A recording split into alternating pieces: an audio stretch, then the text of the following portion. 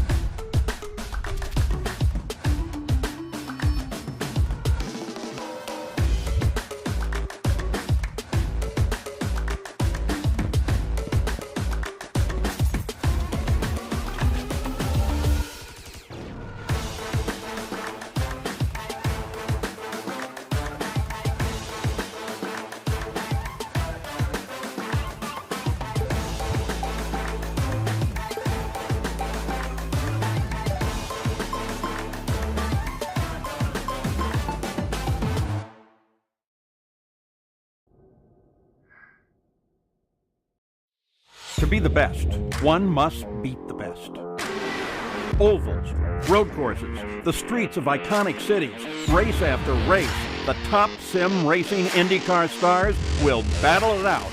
In sim racing, it doesn't get any better than this.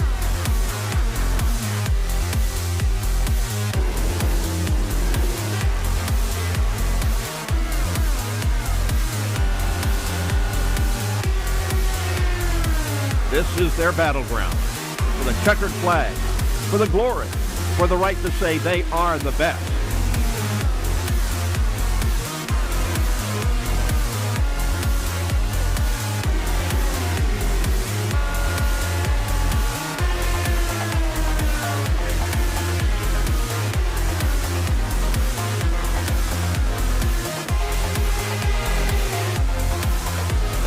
The cars and stars of the Lionheart IndyCar Series, presented by Butt Kicker, are ready to race.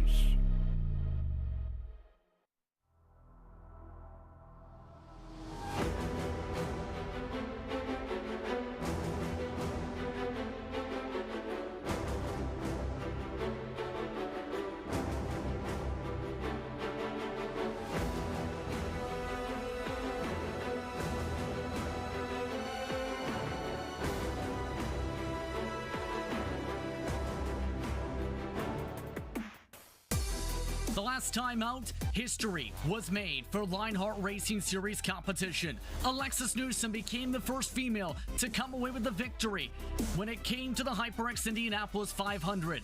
But as the series makes its way to the halfway point of the season, the pressure is now on for its top drivers in general to focus on one thing: who can come away with the championship?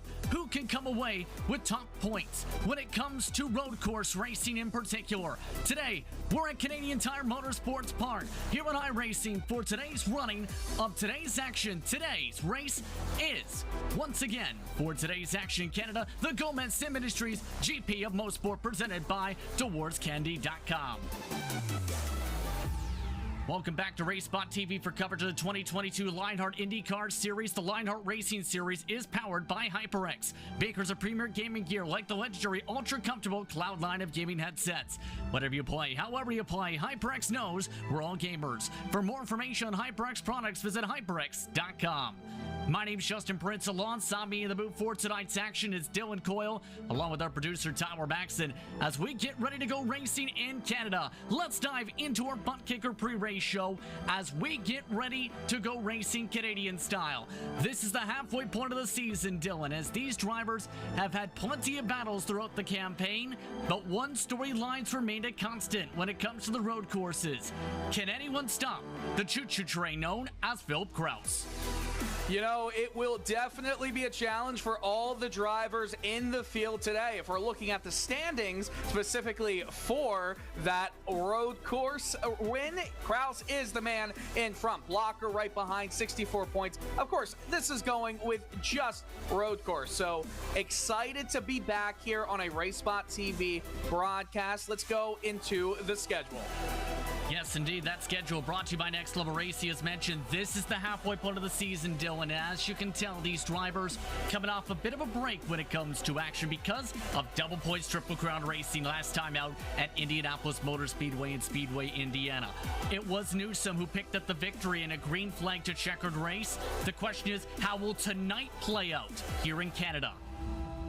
It will definitely be challenging. Now, Mosport is a track that has a ton of interesting corners. You've definitely got some of the more challenging corners in racing in Moss Corner, that 5A, 5B connection.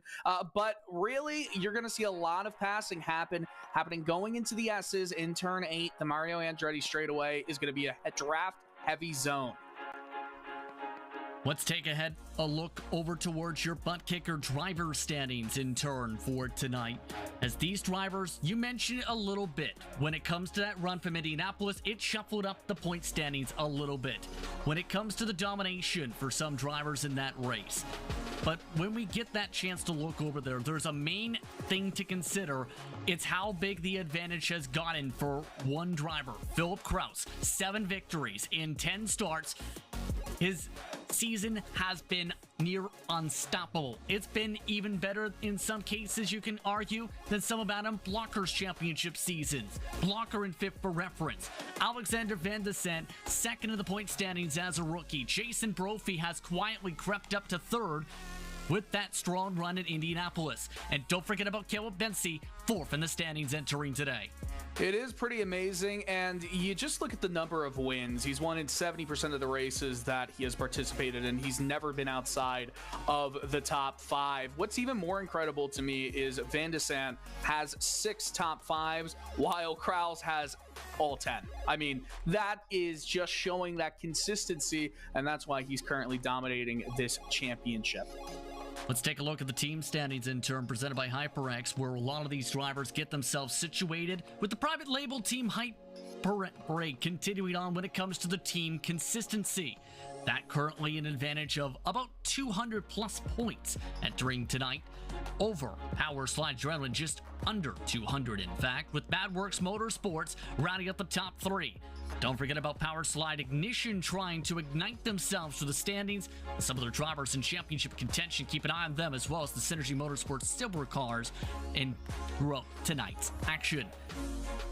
Yeah, Adam Blocker is definitely going to have to get back into that form with Van de Sant. I mean, Blocker being 5th in a championship is something you don't usually see in this series. Now we get a look at the rookie standing, and my goodness, I mean, just look at Kraus again. He's the same amount of points. That's what happens when you go into a rookie standing. So definitely a unique challenge for any of the other rookies, any of the other competitors to really make their name known in this series. And I think you can say that at about a lot of guys, especially Kraus, but also Van de Sant being 2nd in the points. You can look at Bensi. Again, he is right there as well, 4th in the overall points, 3rd in the points. Newsom, of course, winning at Indy, amazing victory. This is a very strong and very new class of drivers making a name for themselves here in the Lionheart IndyCar Series.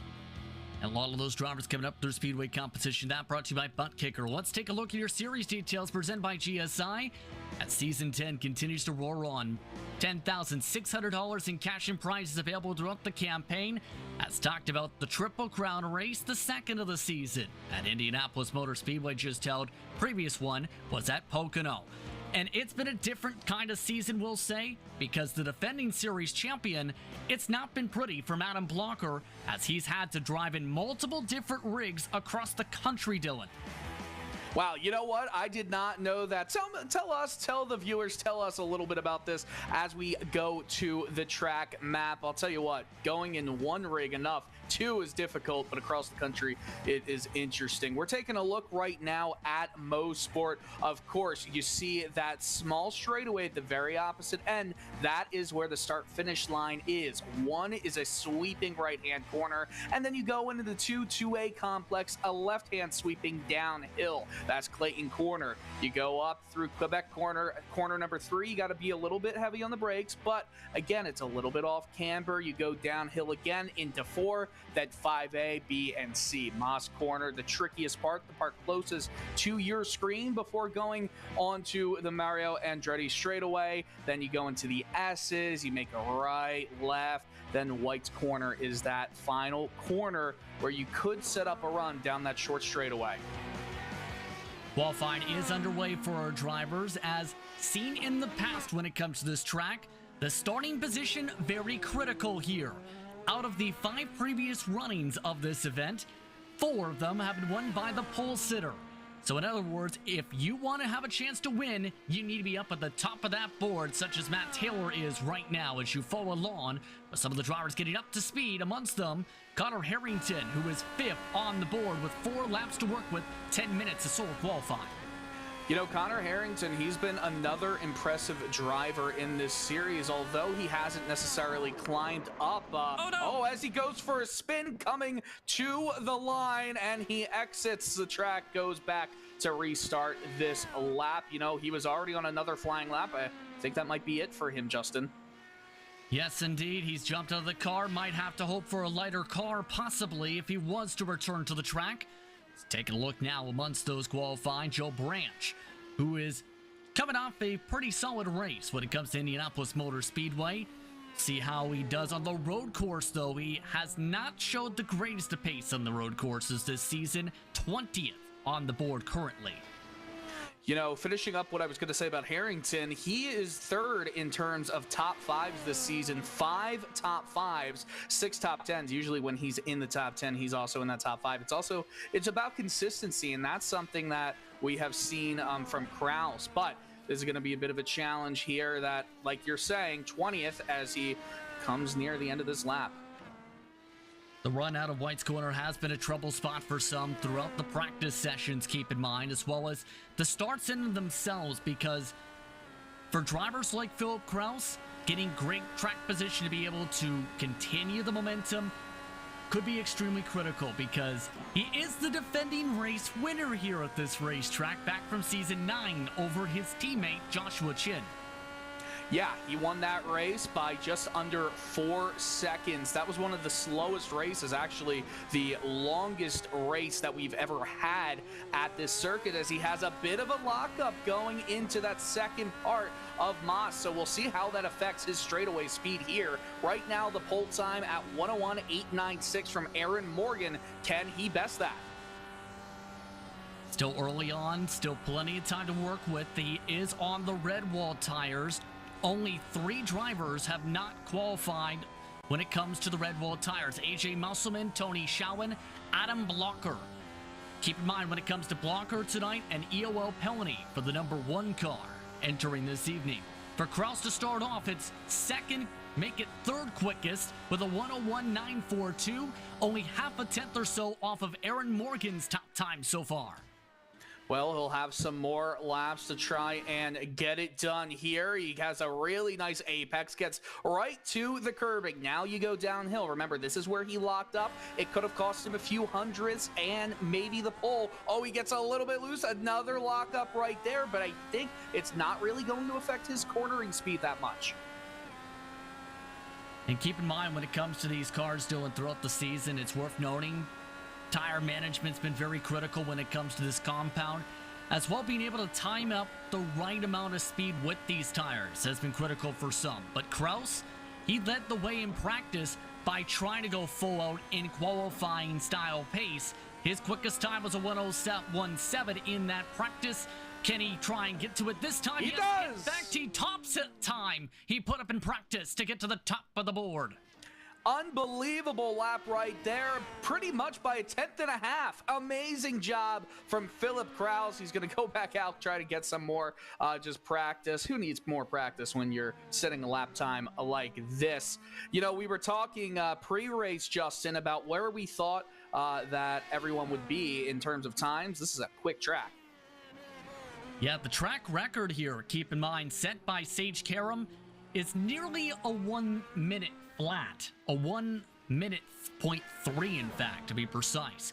But with the tire compound changes, the times on average in the 101s to 102s throughout a majority of the field, if you keep it clean, this may be one of the quickest races of the season at 51 laps, 125 miles here in Canada.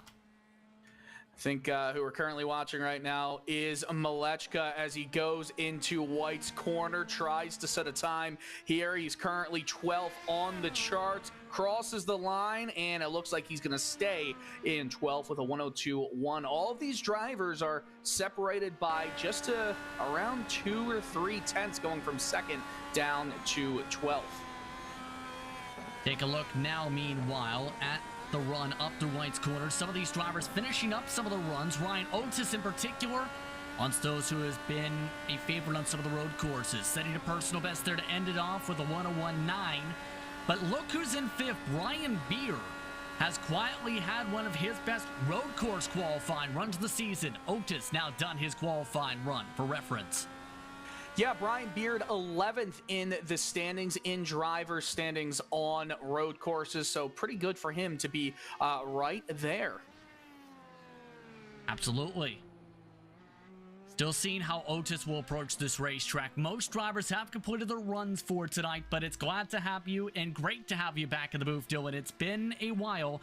Of course, for those who do not know, lots of real-world experience over the past few months when it comes to yourself. Yeah, you know, it's been quite a whirlwind of the last few months. I joined the World of Outlaws in January. I've been traveling and continue to travel. I'll be flying to Minnesota tomorrow. We've got 3 races in the World of Outlaws Case Late Model Series.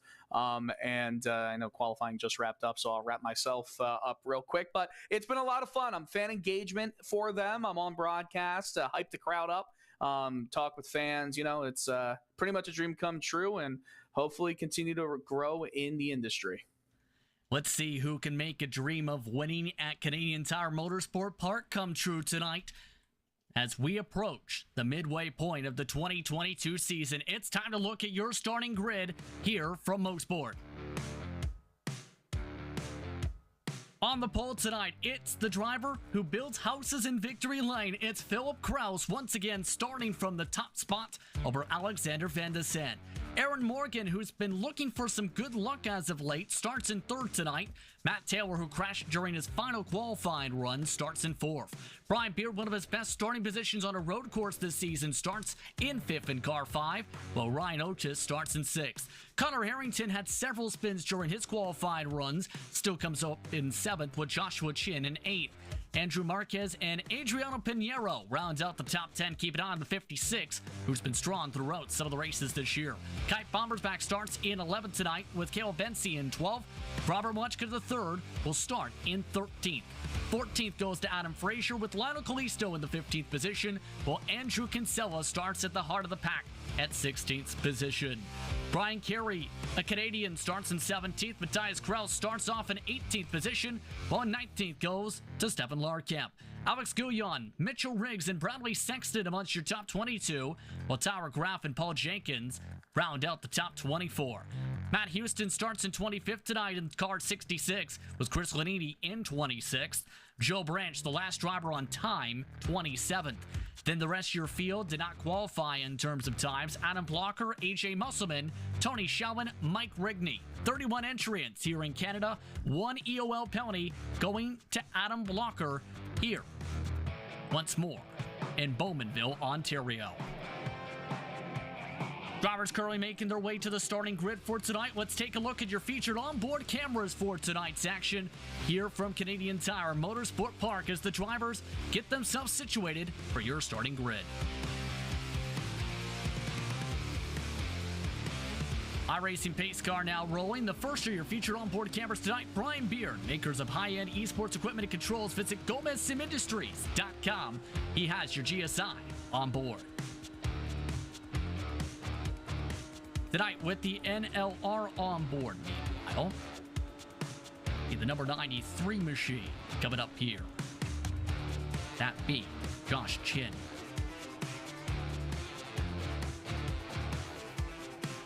Josh Chin, take your racing to the next level. Visit nextlevelracing.com. Then Adrian Pinheiro has the butt kicker on board. Sim racing is better with butt kicker. Visit thebuttkicker.com. And HyperX on board goes to Ryan Otis. Whatever you play, however you play, HyperX knows we're all gamers, and HyperX is always ready to game. That's a look at your featured onboard cameras. Each car does have their own onboard, but we'll be keeping an eye on those cameras and then some tonight. Dylan, your keys to victory if you want to win here on this road course.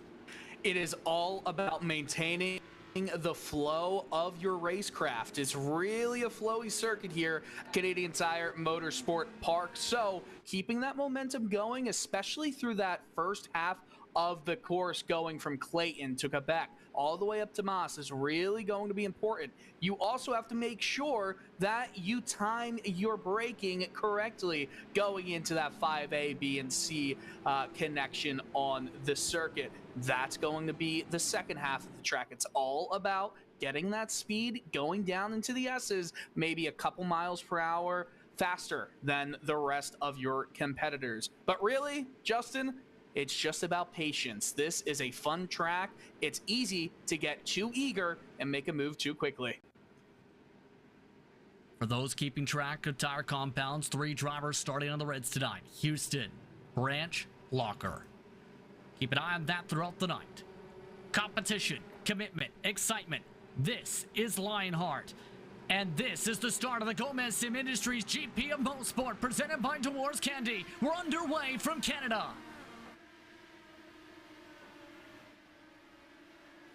Oh, and one car off in the grass already. It's Van de Sande right in front of Brian Beard. He avoids contact with Connor Harrington. They keep it straight through the rest of the pack as they make their way for the first time through Quebec. That could have been very costly. Harrington watching in front of him as Van de Sande gets it back going straight. He's going to have a few positions to make up from that second place starting spot to fourth. Part of the pack, meanwhile, heading off to Moss. Double wide, Severos deep, plenty of tire lockups. Tony Shawan, mandatory repairs. One car off the track. It's Van de Sande. Van de Sande, a horrific first lap from second spot, has already demolished the front wing as the rest of the pack zips on by him and goes 2 by 2 down the Mario Andretti straightaway. Oh, man, and as you will see once we get a replay up, it was all on his own. He just lost it in 5B. He's going to have a lot of stuff to come back from. Here's the replay. He gets on the throttle in a high gear, in a low gear, high revs, and that's what happens. He just smashes the inside wall, has to let everybody go, and right now he's coming into the pits. So Alexander Van de Sande, one of the contenders potentially for the race win tonight, already off track. And one car in trouble. It's Brian Carey, one of the Canadians in the field, has crashed. 3 mandatory repairs in the first lap and a quarter. Man, this has definitely been a difficult race to start off with for attrition. We'll try and grab the replay. Here we go. And it's just going out of corner number 1. He loses it on that downhill section. A hard hit into the wall. Not only does it take the front wing off, but it also messes with that rear wing. I don't know if he's going to be able to get it back going. Here's a potential pass, Justin. That's a high-speed corner. And that's a little bit of a squeeze going to the curbing. That's Joshua Chin, the king of chins, able to hold on to it. One of the private label team hype machines, nearly avoiding the spin there. And keep in mind, Chin has been quick here in the past. and is trying to keep up with his fellow teammates in terms of situating themselves, such as Kraus. In this early going, he's already lost 2 spots to Connor Harrington's progression to the pack. Definitely not the start anyone would have wanted except for that top 3 right now. Philip Kraus is maintaining that lead, but Aaron Morgan has not let him escape at all. Within 1 second, just underneath 9/10 back of him as everyone goes through Moss. And this is one of the prime passing opportunities, and keep in mind, you'll see throughout the night to push the pass. Those will have to be something to keep an eye on because you don't want to end up using them all in the first few miles of this race. That's why you see a majority of your front runners, even with the ability to close on in, electing to bank them, especially knowing how big they can be at the very end of this race tonight. It adds a strategy to IndyCar racing. When you have push to pass, sometimes you'll see guys use it all in the beginning, but they're almost a lame duck, a sitting duck at the end of the race. And as we're watching on screen right now, a potential pass for a podium position, Matt Taylor ran wide there through Clayton, and Harrington is right on his rear. Harrington bouncing back from the rough qualifying session. Coming in a little bit deeper throughout these corners. And when it comes to Harrington, remember, was in the midst for the championship last season. This season, he's missed 1 race so far. 5 top 5, 6 top 10s for the driver in 11th you mentioned in the point standings. So far, though, looking like Harrington content. Just 2 seconds back of the race lead. Compare that to Blocker. Not so much content. He's amongst those, trying to push forward. In fact, this is for the first on the alternate time to our compound strategy. That was a tough overtake, but Matt Huston just said, Houston, excuse me, said, here you go, take it away. And keep in mind, Adam Blocker having trouble the last time we seen him on the racetrack, hence why the EOL penalty.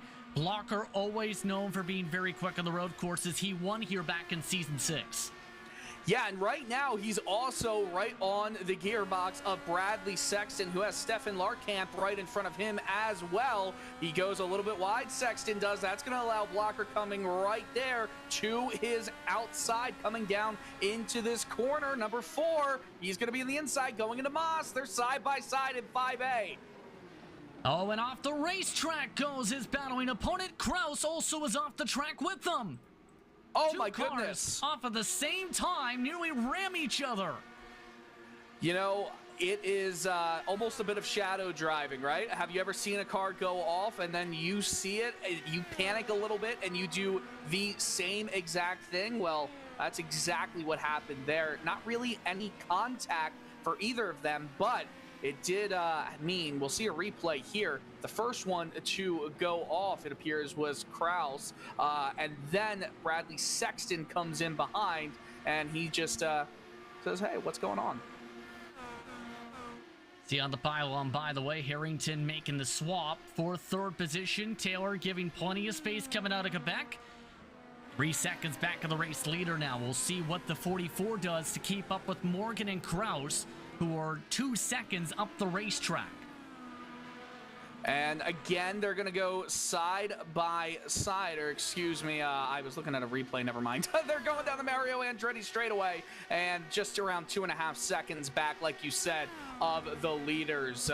You know, it is very interesting because look who is in 5th, Brian Beard. He is stalking this duo, as well as Otis and the King of Chins, Josh Jin. All right, picking up a couple car lanes in terms of the speed here in the early going to this one, in terms of that pattern and rhythm. And throughout the seasons, it has been a very difficult track, I will say, to try and make some moves on with this car, but it's also been a very rhythmistic track where we can see plenty of intense battling, and so far, we've seen the intense battling come in.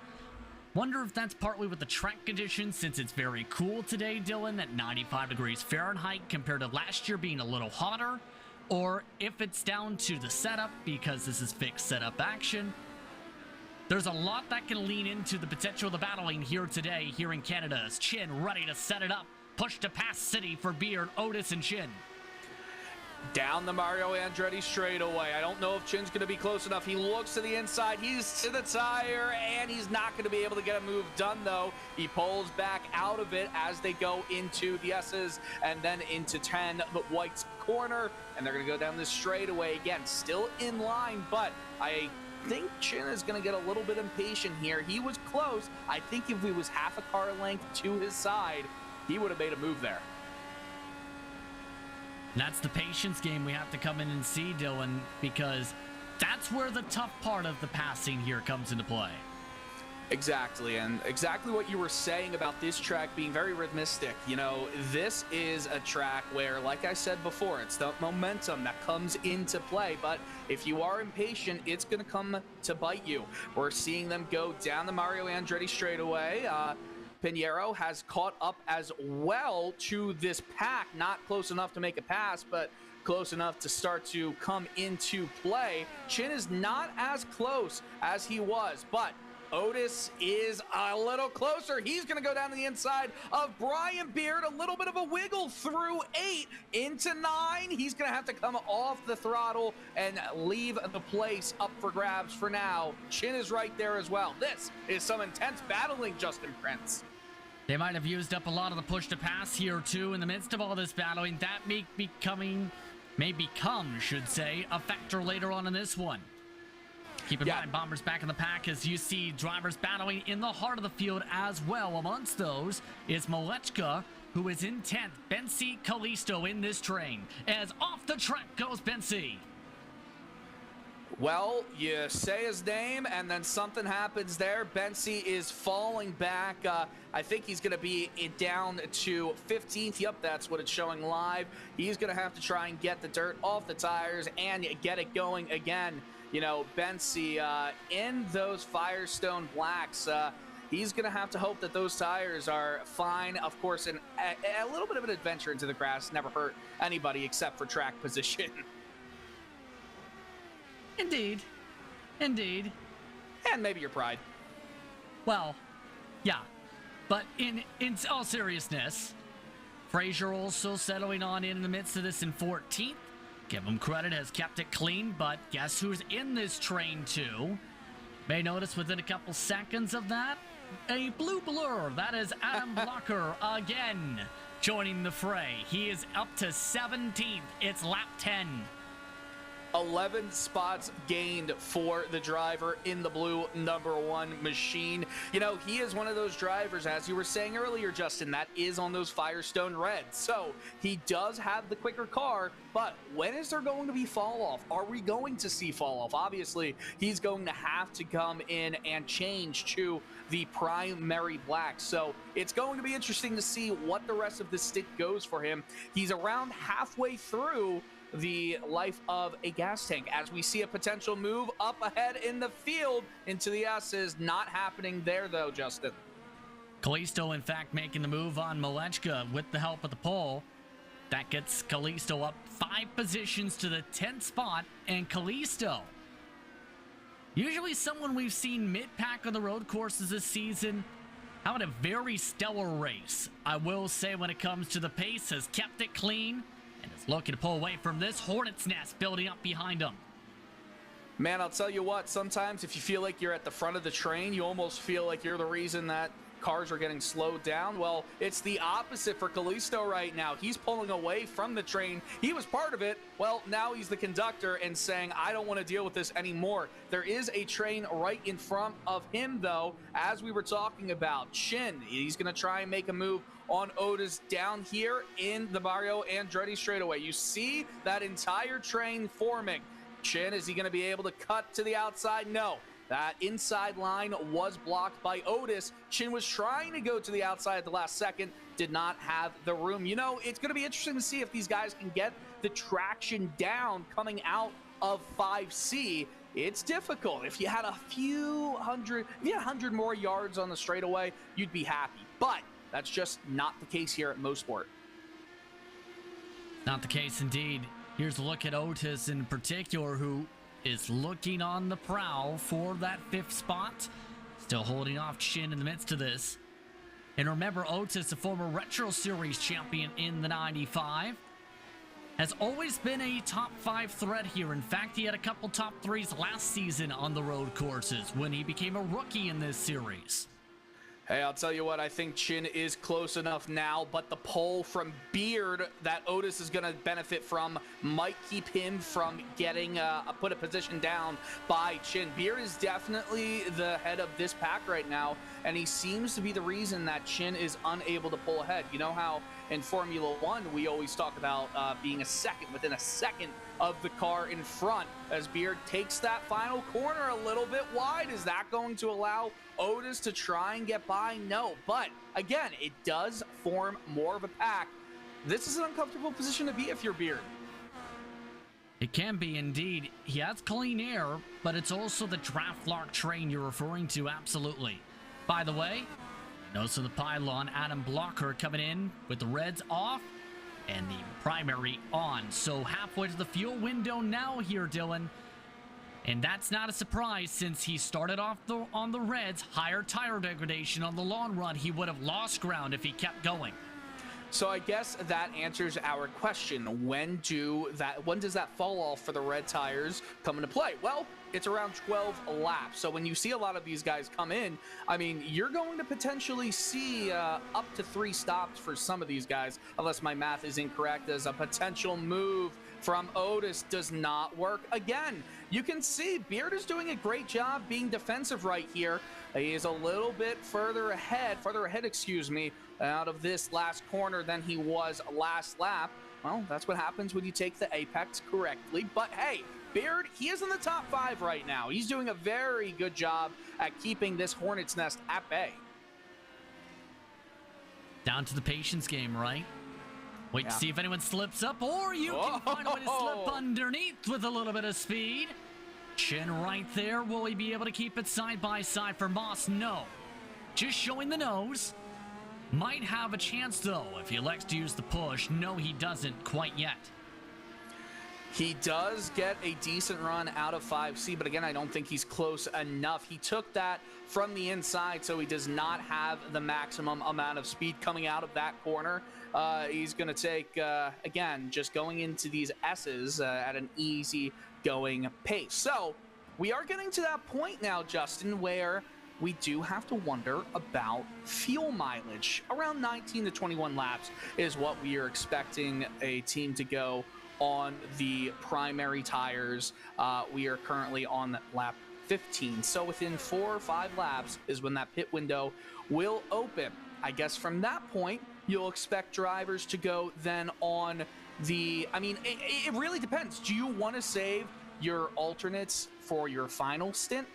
Or do you want to go the middle stint pushing? Me, primarily, if I want to go at the very end, I want to attack at the end. So maybe I'll take this middle stint and go to the primary tire, the alternates at the end, because that's only around 12 laps. And my math was way wrong. It's only 3 stints, 2 stops. There you go. You see the brick wall of letter P's when it comes to the primary tires. You can see everybody inside the top 16 is on them. In fact, those who started on the alternates, they are also on the primary tires. Now, you mentioned the wanting to push part in the last stint. That's going to be the intriguing part because the track temperature is leaning that way, Dylan. It's gone down as the race has gone on.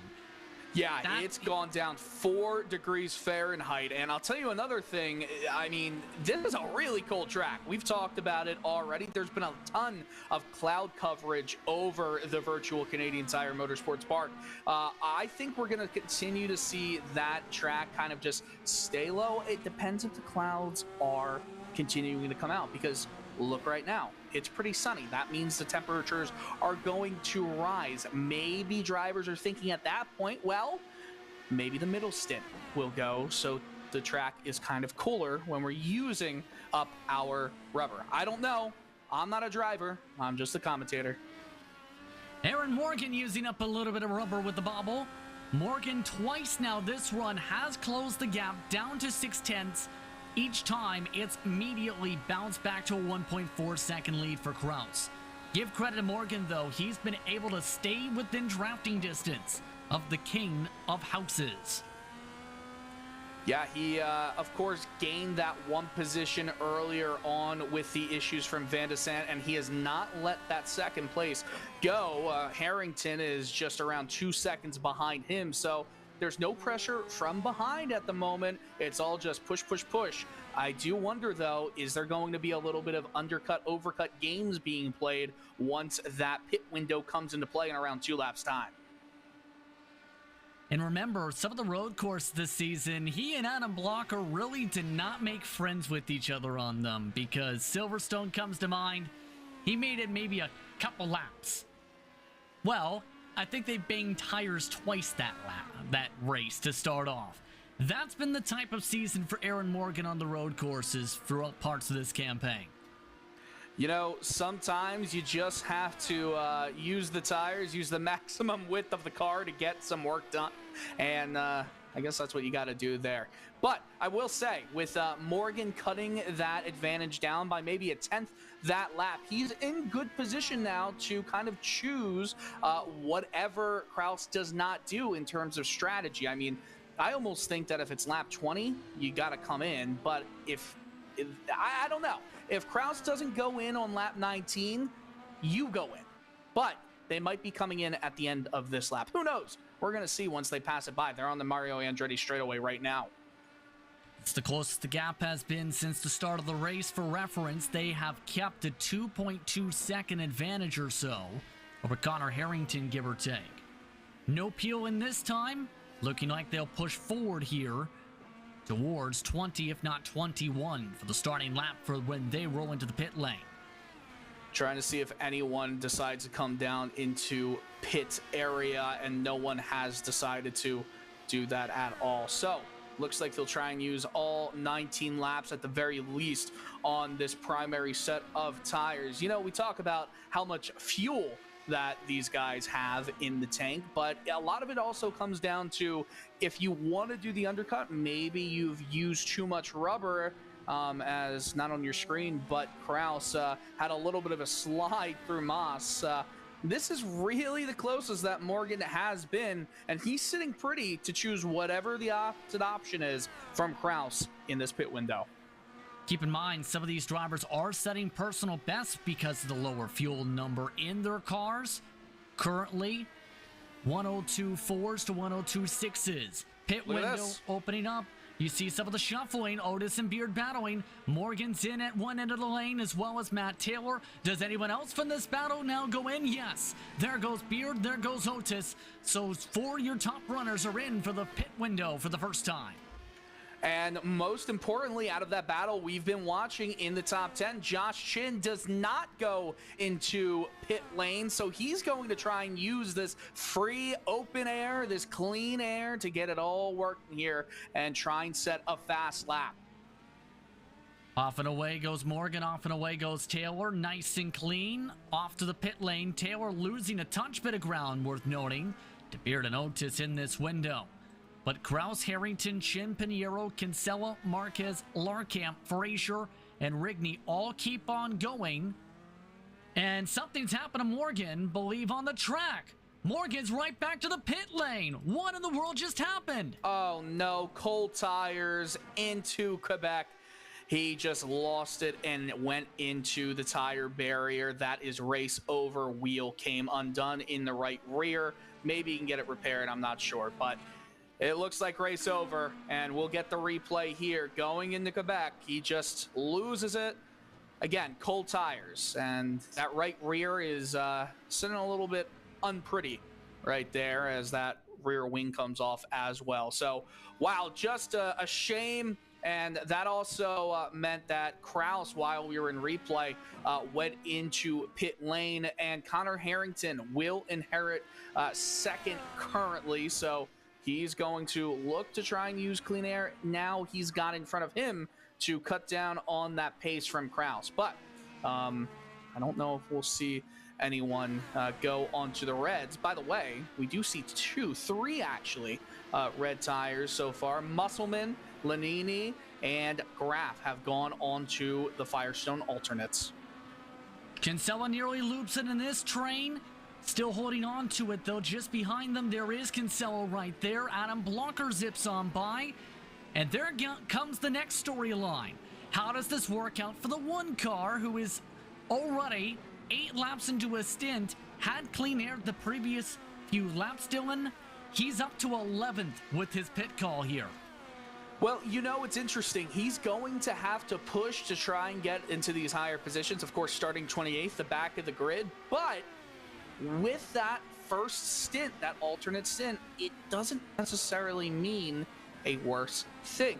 He's still going to gain time on these guys once he comes back out on fresh tires. The only time he's going to lose any lap time, really, in this stint is right now. In 10 or so laps, he's going to be able to do exactly what these guys just did to him and then kind of reconvene. And then he'll gain positions back when they go into the pits with around, I don't know, 12 laps to go. So it's just an interesting strategy call. I'm excited to see what happens here. Look at this 3-way train that we've currently got right now. Otis, Beard, and it looks like as well, Pinheiro. Pinheiro, wow. So Pinheiro, as I was trying to exactly see on my screen, you know, this is a really interesting race for everyone involved here. Other than that podium positions, we've really seen some good racing here. And Pinheiro was about to say made the undercut work. Otis nearly hit the back of him, had to lift hard in through towards White's corner to avoid contact with the orange and black machine. If you want to see one guy, though, who is currently enjoying where he sits, maybe not comfortably, but it's Brian Beard. He has definitely made the most out of some defensive driving. You're almost on edge more often than you aren't on edge when you're at the front of a train like this. And he's been really not putting a foot wrong, maybe getting a little bit wide in some corners, but he's doing a good job of racing defensively. And Josh Chin, you remember, made the overcut, is over a second and a half in front of this group of cars. So the overcut definitely was the right option for Chin. See a couple push past being used, including by Otis. He's been aggressive heading out of the Mario Andretti straightaway today. As we've seen, it's tough to pass here if you're not where the 95 is. Pinheiro back about where he started with this strategy call. Now right behind the 95 in front of the 97.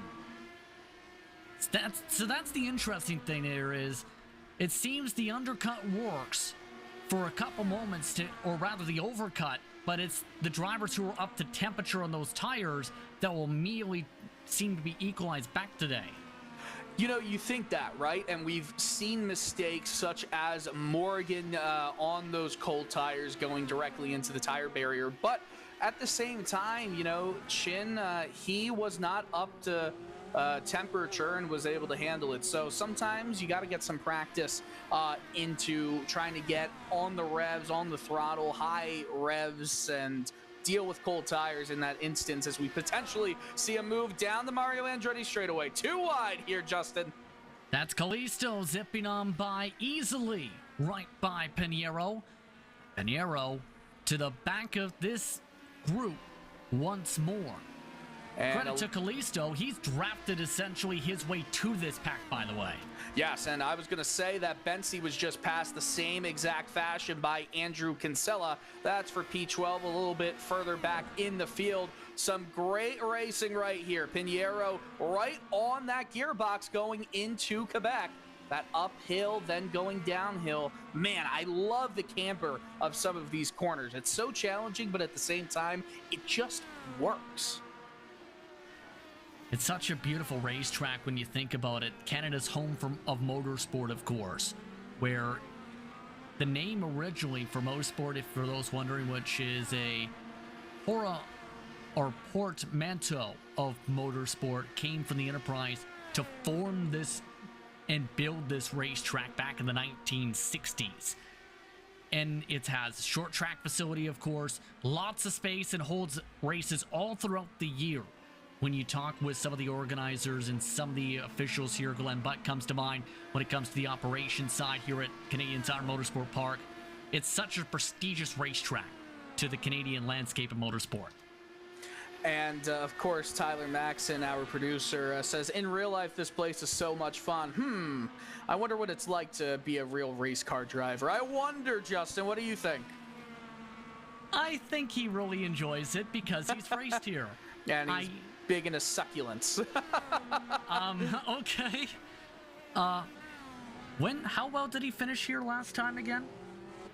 You know, I don't know, but I think it might have been an issue. Maybe.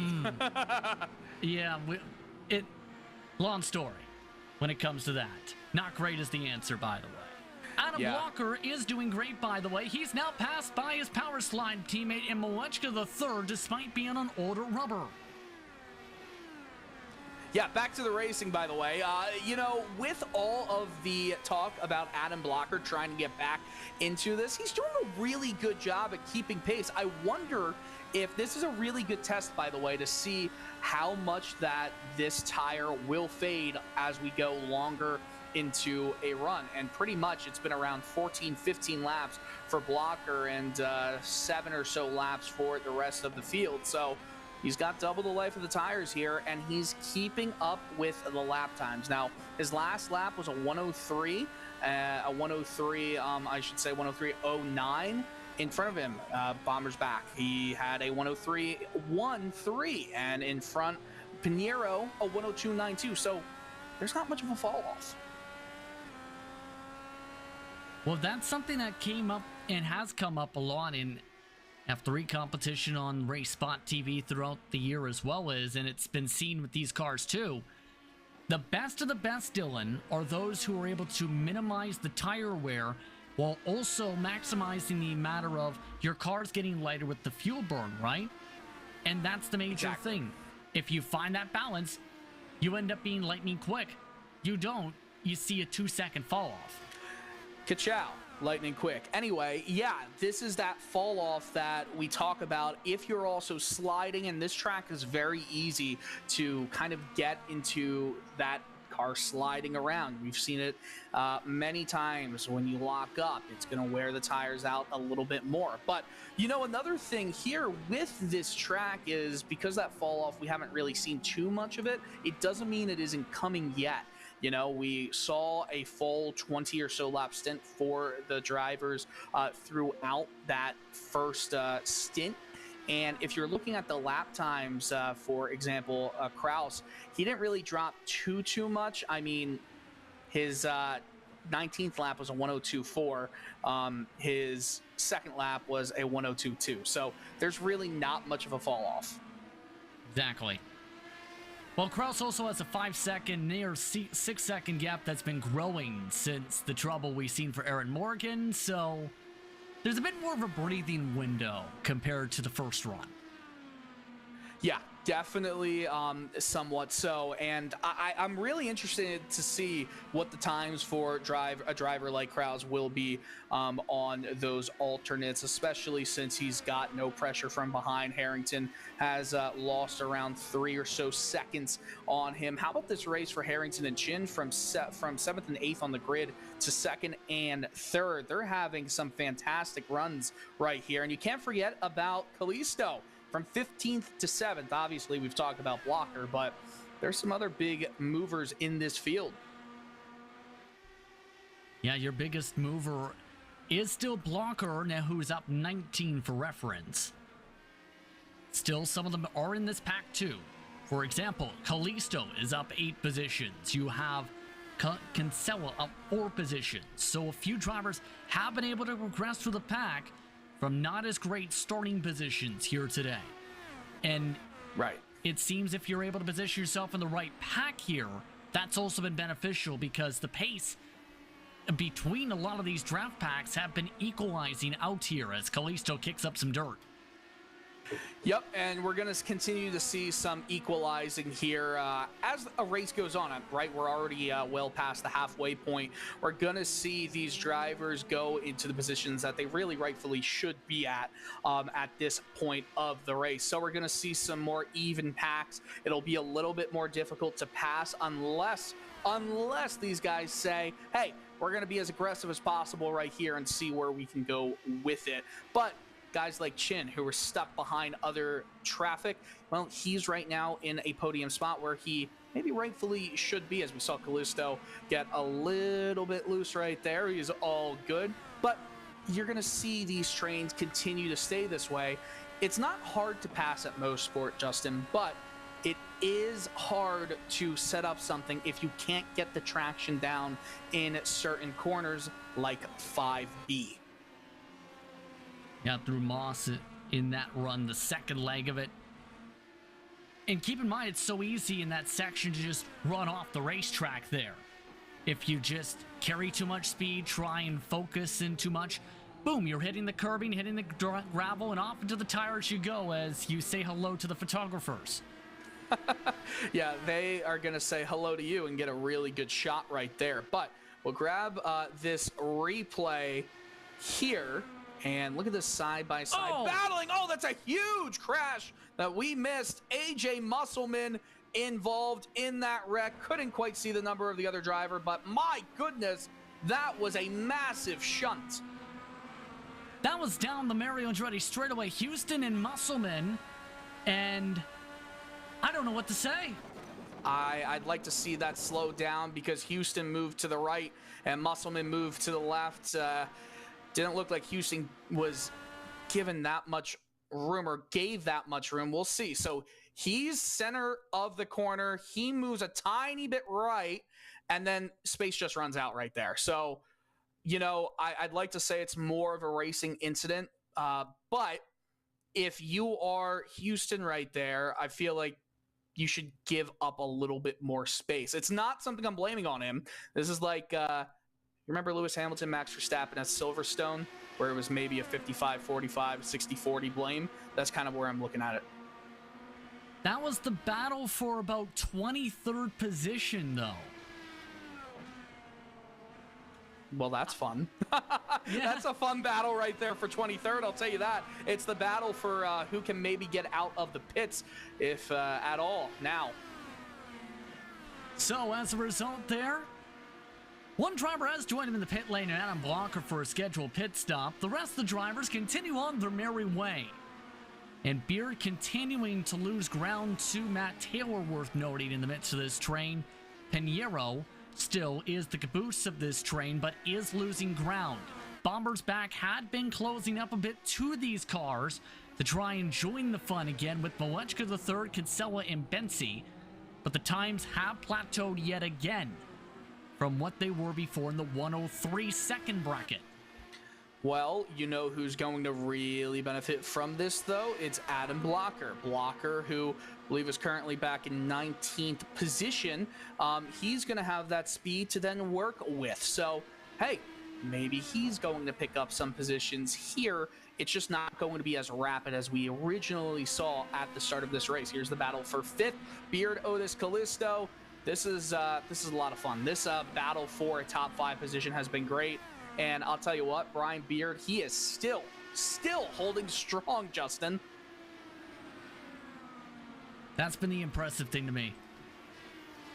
Because usually you don't see Brian Beard in contention of the road course, is 16th in the standings. His best run of the season did come on one for, to give him credit, Long Beach, in the 63 laps completed there. But outside of that, 19th at Silverstone, Watkins Glen 17th, Suzuka 20th. This race has been a complete flip of the script for the 5 car. Yes, it absolutely has. And here's the thing, though. We still have around 18 or so laps. Things could change very quickly. Near send this time from Ryan Otis along the outside. Meanwhile, behind them, Kinsella and Bensi look to scrap it out. Able to hold on to the left side of the racetrack to move up a spot is Bensi. Malechka, or rather Kinsella, looks to stay within the draft as they try and get to the next car up. Malechka the third, 2 seconds up nearly. Yep, Malechka up that length. We can take a look at the gaps right here. I mean, it's pretty close all throughout except between first and second. So Kraus, he's really going to do a lot. But at this time, it's really a little bit of just standing still as we see a little lockup right there. But nonetheless, a lot of fun to be still had in this race. Down to the final 16 laps here from Canadian Tire Motorsport Park. It's Philip Kraus in the race lead from Canada. More coverage of the Lionheart IndyCar Series is coming up right around the corner. You're watching Race Spawn ESTV from Bowmanville, Ontario.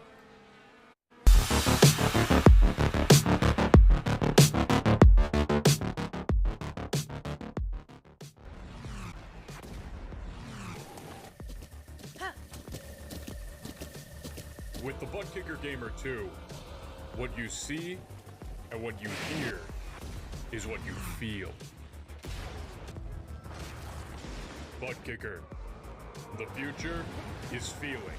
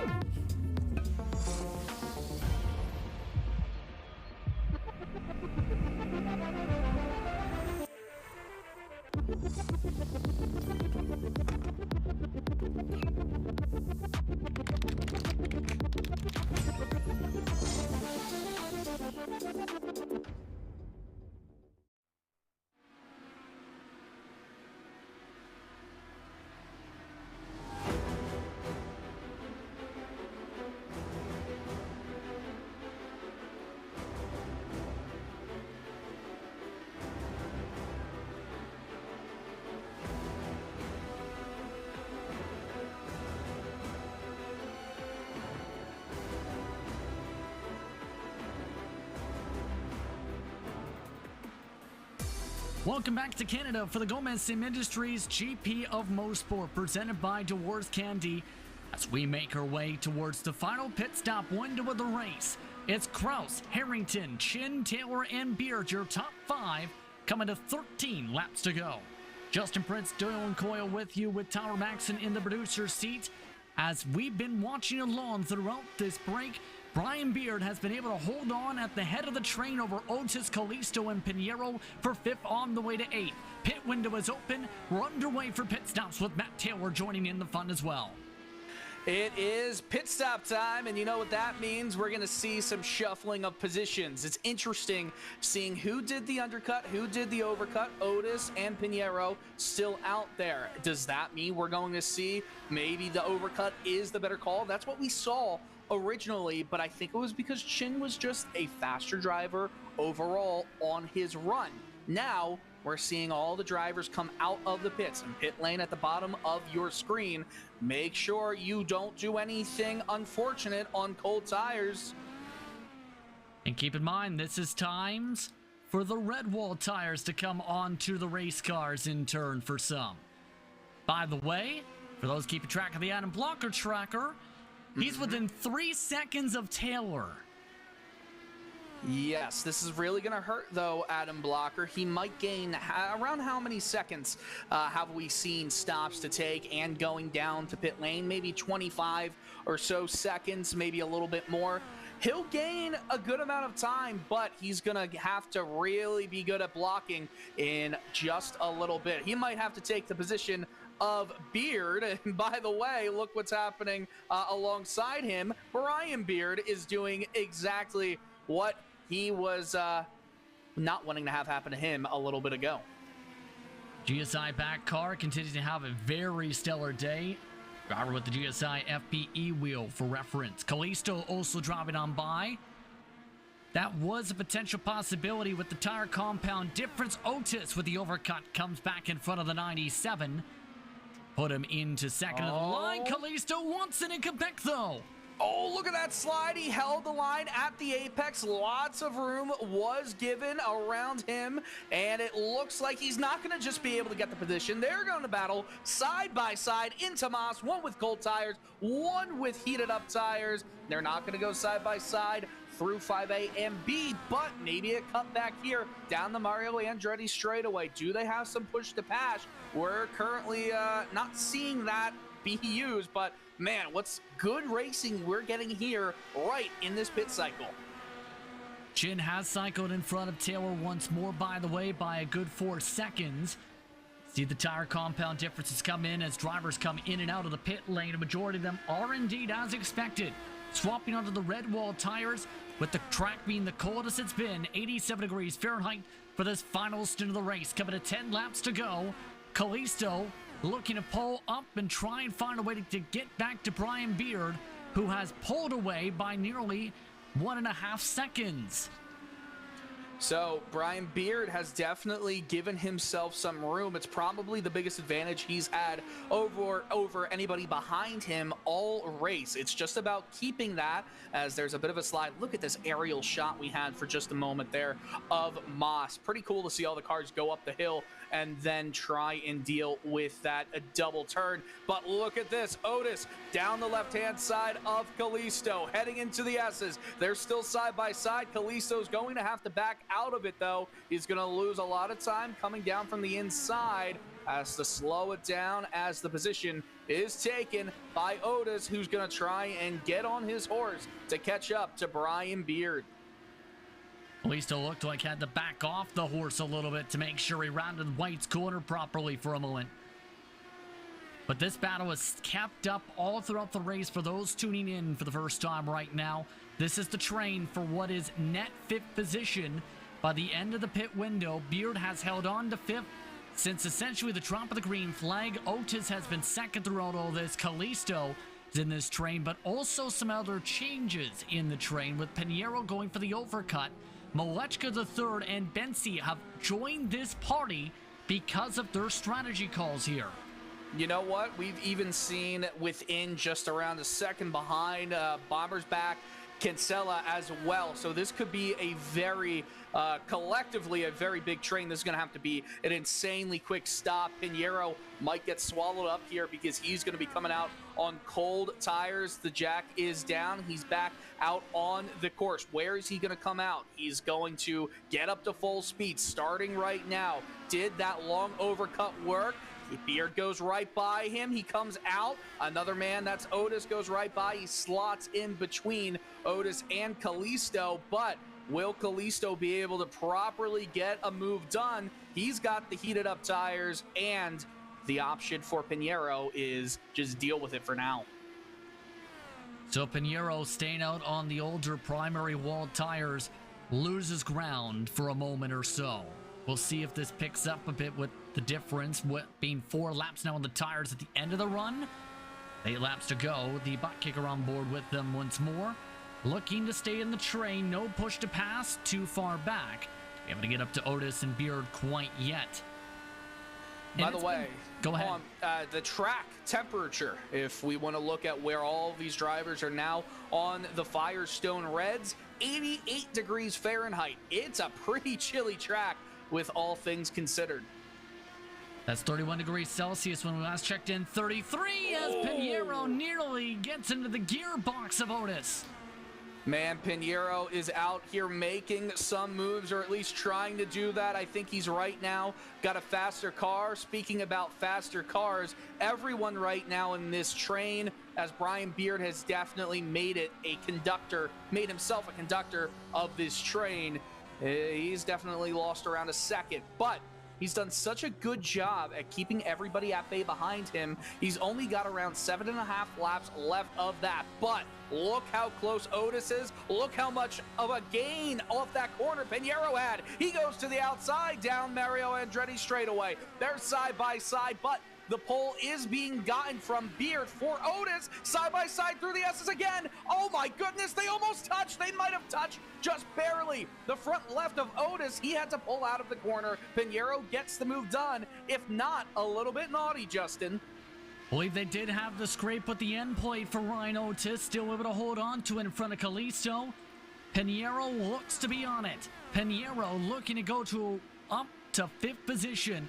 He's led 2 laps for reference throughout this run as a result of his overcut calls. Quicker in the corner. Beard trying to play defense. Beard trying to give it a little squeeze as they can't get there. Pinheiro has to wait. He's going to try and go around the outside, get the biggest apex he can possibly get. How much traction? He's got a lot of it coming out of this corner. 5C into the Mario Andretti straightaway, goes through 6 into 7. He's gonna get the job done. Not completely clear, but now he is. Brian Beard has to make way. Pinheiro's coming through. Pinheiro clear. Blocker behind them meanwhile clears Callisto on the primary wall tires that have already seen 13 laps on them at this point. Behind them, Beard trying to hold on and stop the drop back, with Otis now providing the pressure. Beard had stayed in that 5th position all throughout this race. Not anymore for car 5. So Adam Blocker is running a 102.5 in his previous lap. Ryan Otis ran a 102.9, Beard a 103.9. Obviously, he was dealing with the pass from Pinheiro. A good look is Matt Taylor, who ran a 103.0. I mean, I'll tell you what, Blocker is running some really fabulous lap times right now as we see another move being done right here. It might be a little bit tougher. There's no pole for the moment, but Beard is losing steam. Will he try and keep it on the inside? He can't. Ryan Otis gets the move done. Beard down 2 positions since the pit cycle. Have to wonder if he used up a lot more of the push to passes as Blocker decides to dive it. Oh my goodness. Hey, sometimes you just gotta lick the stamp and send it. That is what Adam Blocker did. I don't think Beard was expecting that. Beard is losing another position right now to Callisto. And man, this has not been the best stint for Brian Beard on these Reds. Beard, something off with that, to say the least. Now it's Malechka the third and Bensi ready to pounce. This time they're about 2 car lengths back, and remember, these two, this is about where they've been running throughout the race, have a chance to go up high. One driver goes up into the grass. It's Lionel Callisto. Oh no, he went way too hot into that corner, and he's gonna lose all those positions he worked so hard to gain because of it. Now into 13th. Man, that is a tough pill to swallow. He was one of those top movers, and he might get swallowed up a little bit more by Marquez in 14th. Take a look at the replay, bottom of your screen. Exactly what we talked about. Patience. It's a Virtue. Now Callisto. He's lost all the positions as a result of that Virtue not being to completion. Here's a look still at that train we were just looking at. And you can see that the amount of scattering this train is starting to get in terms of the corners with some of the aero wash. Is this going to plateau here, or will these drivers have a chance to be able to pounce if the 5 keeps struggling a little bit on the tires? You know, that's not even something we've really talked about, how much dirty air will come into play. It's not really going to affect Bensi right now on Malechka, as Malechka got a really bad out from that corner. So with all the speed in the world, it's Bensi on the outside coming into turn 8. The S's, he's not completely clear until he is, and he'll take the spot away from Malechka the third. Pink Machine able to zip on by. Now Beard, the next driver up. Of note, you've seen up the road as well. Adam Blocker making the move with the push to pass on Ryan Otis to a race-high 6th. Yards to his strategy windows on the primaries. There is one other driver worth noting on the primary, Tyler Graff, who is back in 18th. Tyler, Dylan. You know, I'll tell you what, right now, I did not expect all these drivers to be as aggressive as they are, but I think with some differing strategies and a little bit of that train being formed behind Beard, we've seen some really exciting racing right now in the last few laps of this race. We're already on lap 49 of 51. We barely talked about Philip Kraus. We're on lap 50 now. Oh, 2 laps to go. Oh, look. We might have a move being done here down the Mario Andretti straightaway. And yes, indeed it is. Pinheiro on the 4-lap pressure alternate compound of tires. Zips on by Taylor with the help to the push. Pinheiro with one of his best road course runs of the season in line here. I was also looking at what happened with Caleb Bensi. Bensi got around Brian Beard as well. So moves being made all around this circuit. You know how quick this race can go? We're coming up to the white flag lap. This time around coming up. Kraus is trying to set personal bests. These drivers are ready to find it out coming up to the white flag this time around for them. And this is going to be a wild, wild run you have to expect with Malechka III hungry to rip away the 9th spot. Andrew Kinsella looking for a top 10 as a Canadian from London. He's going to have a great head of steam right here on Malechka, who pulls out to the left side, and easily Kinsella is able to get the move done and put some car lengths in between he and Malechka. Now on screen, we see Philip Kraus in his final lap. He goes around the lap car and down in the 4 in the Moss corner. You know, we usually don't talk about a dominant leader much of the time in a race, but for this private label team Hype, he's been unbelievable. A team 1, 2, 3 in line. Philip Kraus had lots of pressure during the first stint from Aaron Morgan before Morgan spun off the track with the cold tires. But since then, Kraus has ran away with it. Philip Kraus coming to the final corners. A clean run in the Gomez Sim Industries GP of Mosport presented by DeWars Candy. Philip Kraus builds a house in Canada. Back in the field. Oh, I'm so sorry to cut you off. Back in the field, Matt Taylor was just passed by Adam Blocker for 5th.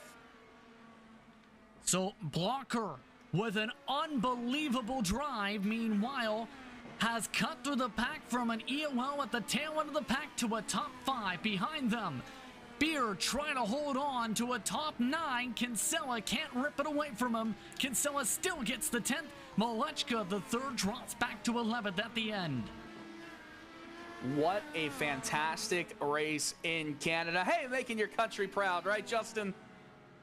What a run. What a run indeed for the driver from Private Label Team Hype. What a team night for Private Label Team Hype. A 1, 2, 3 for the squad as the last drivers cross the line. And another choo-choo train-like performance. How about this? An 8th victory in 11 starts for your points leader, Philip Kraus. The points gap with Van de Sant's struggles today expands potentially to more than 200 points. Amazing. Here are the results as well. Justin, I mean, with Philip Kraus having that 12-second advantage, I almost want to talk to guys outside of the podium because that's where we were seeing all the battling. So, your race results unofficial presented by SimRace247.com. Kraus, Harrington, Chin, your top 3, with Adriano Pinheiro in 4th position. Adam Blocker from an EOL to a top 5. Matt Taylor finishes in 6th. Otis, Bensi, Beard, Kinsella, your top 10. Then 11th spot goes to Malechka III with Bombers back, Calisto, Marquez, Larkamp, Frazier, Guyon, Graff, and Riggs with Kraus, your top 20. One other driver behind them finished on the lead lap in Bradley Sexton. 1 lap down, Paul Jenkins, Mike Rigney, Chris Lanini, Alexander Van de Sant. 11 laps down did finish. Your DNFs included AJ Musselman, Matt Houston from a big crash down the Maryland Andretti straightaway, Aaron Morgan after a spin in Quebec quarter after the first pit stops. Joe Branch, Brian Carey from an opening incident with Tony Shalwin involved in the first lap fireworks, rounding out the 31 entrants. And the driver with the pink and black machine for private label team Hype, Philip Kraus, personal best of the race, 101.399 off lap 42. That's looked top to bottom as it's a 1-2-3 photo finish when it comes to the photographers and private label team Hype's night. This leads straight into what has been a competitive night in your post-race coverage presented by HyperX. Look at the burnouts, though, from your 3 private label team Hype machines. They look pumped. Yeah, I want to have our producer go to the end of this burnout, though, because Kraus does not know how to finish the burnout. Not at all. You can see Harrington had a bit of a mistiming when it came to the burnout side of things in terms of the play. But you can see just how pumped this group has to be. And you have to wonder as well, what could have been for Aaron Morgan, yes. But you see, this is exactly what you're talking about. The burnout? Well, Kraus or Chin nearly looping into the grass. Yeah, but watch what happens here with Kraus. He's going to try and make a big finish right here. I believe it's right here. And, yep, he'll loop it rear wing into the wall. Oh, my goodness. Well, he's won the race already. But that brings us into our post-race coverage presented by HyperX, because Lionheart Race Series is powered by HyperX, makers of premier gaming gear like the luxury ultra-comfortable cloud line of gaming headsets. Whatever you play, however you play, HyperX knows we're all gamers. For more information on HyperX products, visit hyperx.com. HyperX Victory Lane has a 1-2-3 grouping for the team. It is private label team Hype, ready to celebrate, and all 3 are ready to stand by with us from HyperX Victory Lane. What a night for those 3 drivers, to say the very least. Joining us now are your 1, 2, and 3 finishers, Kraus, Harrington, and Shin. You built a house in Canada now, Philip, once again. You outright dominated, though, stints 2 and 3. How are you feeling? Yeah, the real estate agency is looking pretty good this season so far. Yeah, it was just a really excellent run for our private label team Hype Ethica car, and really happy to bring back another checkered flag. Got a bit of a collection. I might need a room for him, but yeah, just another really well-driven race. Pretty straightforward start to end after Morgan made his mistake right after the pit stop, and after that it was just pretty much chilling, working together, and we weren't going to pressure each other that much because it was the first 1, 2, 3 for the team. Of the season, believe, yeah. Connor Harrington, you're amongst those up 5 positions here tonight. What was that charge like to help be that driver in the middle portion of this 1, 2, 3 podium? Yeah, we were really fortunate there to get a couple guys right at the initial start and put ourselves in a good position and missed Van de Sant's crash. So we were 4th at the end of the first lap, and we were able to get by Matt, and after that kind of just set sail, and then we just got a lucky break with Aaron crashing out. So a really good run for our private label team Hype entire organization. I think this is our first 1, 2, 3 in Lionheart competition. So I'm just so proud of all the work that everybody puts in. Josh, Jason, Phil, and myself. We take a lot of pride in being on this team, and we're glad to finally have a good result. For you, Josh, want to ask this since you've been with the team a long time as well. What's it like knowing the momentum's been on your group side for much of the season, but also how much your team seems to want this, to be able to perform at the highest levels, especially in Lionheart competition this season? It's been really fun. I feel like I'm the kind of lacking on the team now compared to last season, especially with Phil here, and especially tonight. Airballed qualifying, about airballed it on the first lap and wrecked. And I have to thank Adriano and Ryan for not running into me when I was getting loose. So yeah, it's been great. We got the team championship last season, and I think we're going to do it again this season pretty convincingly, and then hopefully get Phil a driver's title. And where is there to go from there? Building Phil a mansion? I'm thinking more of a compound at this point. I think a mansion's a little too small for all the trophies. Well then, your top 3 all private label Team Hype back machines. Your top 2 from private label Team Hype. Then you have private label Team Hype Purple. 1, 2, 3. Philip Kraus, Connor Harrington, Josh Chin. Thank you very much for the time. Once again, that's HyperX Victory Lane for post-race coverage. And Dylan, what a run for private label Team Hype. What a night for Philip Kraus to build another house in Canada. You know, it's funny. I think of a 1, 2, 3 team finish, and I think to myself, oh man, that must have been a boring race. And for those 3 in front, it might have been a little bit of a boring race, but hey, everything else behind them was just fantastic to watch. I will say that excitement definitely made up for the domination we saw from that team here in Mosport. And I'll tell you another thing. A lot of guys, exactly what we were talking about beforehand, did not exhibit the patience required. And that's what led to a lot of races a lot of racers who struggled to keep it on the track. We saw such as Morgan had a high position, potentially a win in his books, but did not go that way. But at the end of the day, some great battling in the top 10, multiple trains formed, multiple dive bombs, clean dive bombs. We love to see that happen. But we are halfway through the Lionheart IndyCar Series season. That means another slate of races to come here, Justin. In the next race on tap, it's Iowa Speedway as we head to Newton, Iowa to see how things fare out. Short track racing, 200.38 miles, 229 laps coming up on July the 27th. That's at 10 p.m. Eastern Time, 7 p.m. Pacific. You can see how things fare out from Iowa Speedway.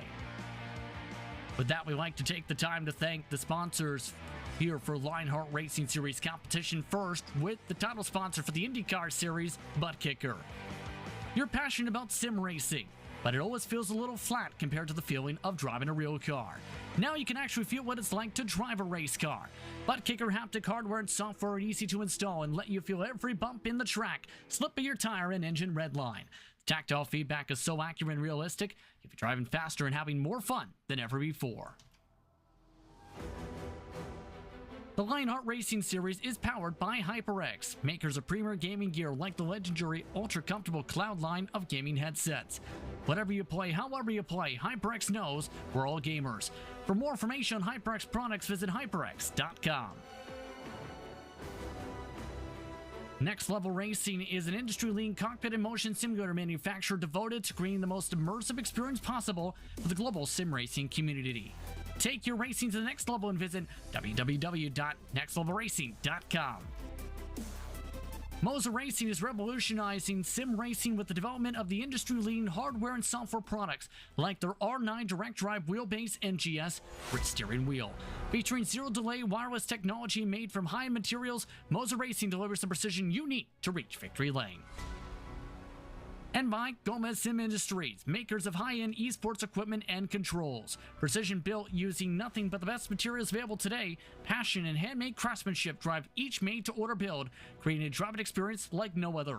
Visit GomezSimIndustries.com. But it's not just those names and so many more that make things tick when it comes to Lionheart competition. I'd like to once again thank them for their support. To learn more about them, go to LionheartRacingSeries.com. You can also learn about the 3 sanctioning races in series that the sanctioning body runs throughout the year. But with that, it's time to say goodbye. I'd like to thank you once more for tuning in for tonight's coverage here from Canada. For my co-announcer and Dylan Coyle, for our producer and Tyler Maxon, I'm Justin Prince saying so long, enjoy the rest of your evening. Congratulations to your race winner for the Gomez Sim Industries GP Mosport, presented by Dewars Candy, Philip Kraus, your winner from Canadian Tire Motorsport Park.